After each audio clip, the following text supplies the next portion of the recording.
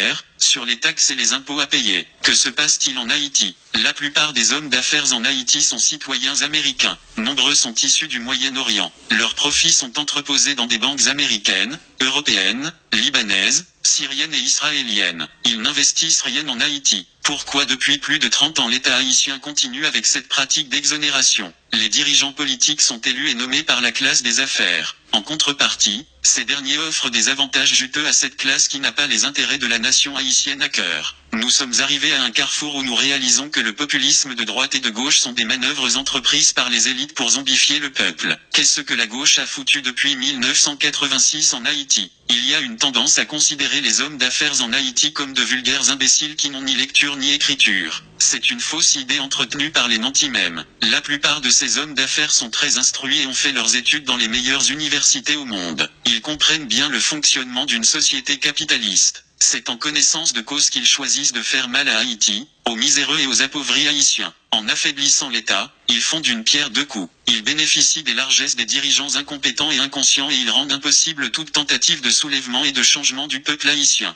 Ils encouragent de faux conflits dans le pays, ils arment des bandits un peu partout pour semer le trouble. Dans tout pays sérieux, quand l'État faillit à sa mission, ce sont les élites qui se réunissent pour restructurer l'État. En Haïti, ce sont les élites qui affaiblissent l'État même. Elles jouent sur la précarité et sur l'ego surdimensionné des gens pour établir un système de corruption qui fait leur jeu. Dans quel pays au monde est-ce qu'une bourgeoisie choisirait de fonctionner dans la crasse? Les hommes d'affaires sont en transit en Haïti. Ils font de l'argent dans le pays, mais leurs investissements sont ailleurs. Ils n'ont aucun intérêt comme des crises cardiaques, des AVC, ils meurent avec leur argent en poche. Le problème avec ces messieurs et dames c'est qu'ils n'éprouvent aucun sentiment nationaliste. Leur maladie est devenue contagieuse puisque la classe moyenne tend à émuler leur comportement suicidaire. Nombre d'Haïtiens ont des médecins privés à Miami, ils envoient leur progéniture à l'école aux États-Unis d'Amérique, en France et au Canada. Même les leaders politiques qui devraient donner le ton rentrent dans ce schéma. Le grand malaise dans tout ce drame est qu'il n'y a pas d'homme debout dans le pays capable de renverser la vapeur. Les intellectuels comme Yuri Latortue,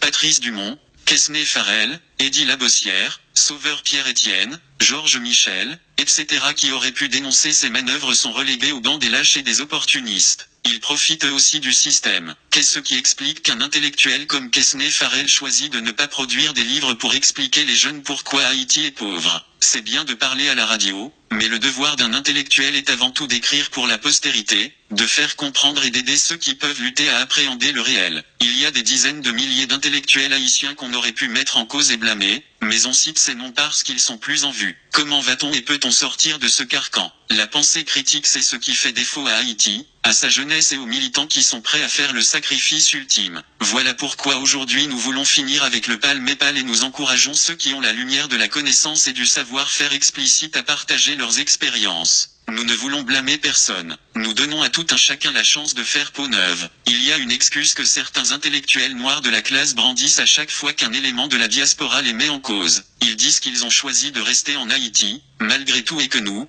avons décidé de partir. Rester en Haïti est un choix calculé puisqu'ils font de l'argent, ils bénéficient dans une certaine mesure de l'ignorance de la masse. Certains économistes en Haïti et experts en sciences sociales sont assez aisés aujourd'hui et ils ne courent pas de grands risques à dire la vérité aux jeunes. L'opportunisme c'est tout ce qui caractérise le silence de nos intellectuels. Je sais que les réactions vont pleuvoir, mais aujourd'hui tout ce que l'on demande aux intellectuels noirs de la classe moyenne c'est d'être proactifs. Nous ne choisissons pas de tirer à boulet rouge sur les intellectuels vivant en Haïti et innocenter ceux qui vivent dans la diaspora. Ils sont tous à la même enseigne. Je dirais même que ceux qui vivent dans la diaspora sont beaucoup plus inconscients que ceux qui vivent en Haïti. Au moins, ils ont une certaine liberté et une certaine marge de manœuvre pour élever la voix dans le confort nord-américain et européen. À quand l'Haïtien éduqué et instruit finira par réaliser qu'il fait partie du problème? Je peux comprendre que la plupart des Arabes n'a pas de sentiment d'appartenance comme aurait dit Serge Beaulieu. Je peux comprendre que les mulâtres ont choisi de faire le Camp Gérard parce qu'ils comprenaient qu'ils étaient en position de régner en maître et seigneur après l'indépendance. En effet, ils se sont alliés aux généraux noirs et ont tué Jean-Jacques Dessalines, le fondateur de la nation haïtienne 211 après l'assassinat de l'empereur Dessalines.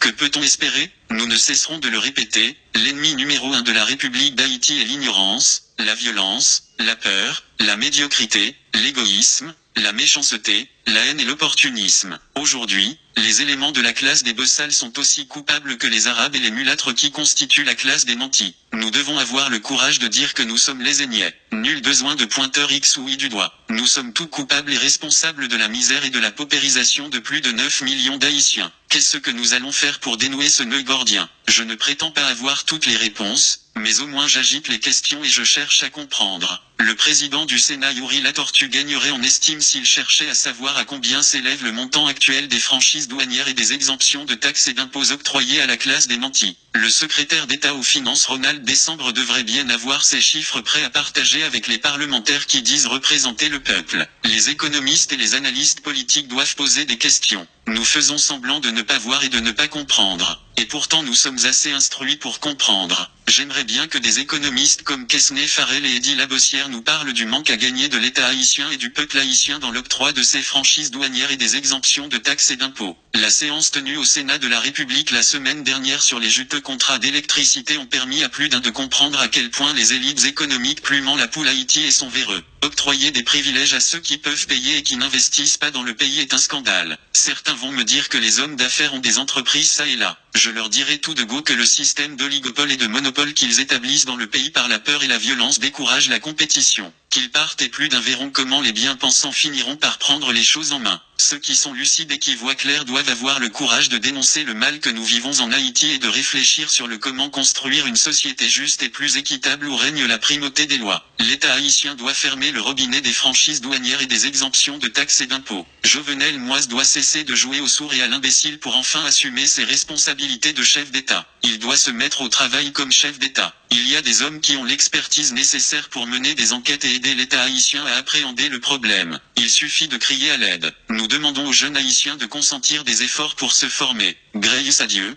nous avons l'Internet et nous avons des moteurs de recherche. La connaissance est plus accessible aujourd'hui. Nous devons nous former et nous devons poser des questions. La justice élève une nation, la connaissance et l'amour véritable libèrent. Que Dieu aide les Haïtiens à se débarrasser des turiféraires qui les tiennent attachés à la misère et à la crasse.